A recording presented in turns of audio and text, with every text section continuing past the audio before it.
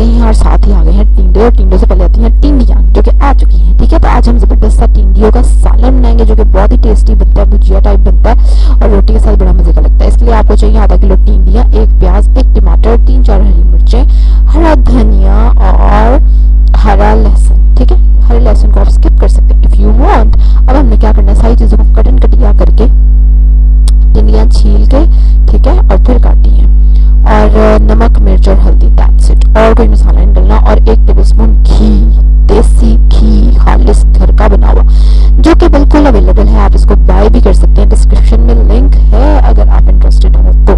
ठीक है, अच्छा नमक, मिर्च, हल्दी देख लें। ठीक है, क्योंकि बाद में टेस्ट करके नमक आप दोबारा डाल सकते हैं। 1 टीस्पून मैंने सब लिया, हल्दी आधा टीस्पून है। अब इसको कर देंगे कवर, नो वाटर, ये अपने ही पानी में गलेगा और गलेंगी। और प्याज है, टमाटर है, ठीक है, ये पानी छोड़ेंगे, टिंडियां भी काफी पानी छोड़ती हैं ऑनेस्टली, तो इसलिए आप बिल्कुल आराम से इसको कुक होने देंगे हल्की आंच पे, और 10 से 15 मिनट में ये देखें कुक हो के हलवा बन गई है। देख रहे हैं आप कितनी जबरदस्त सी रेडी हो गई है।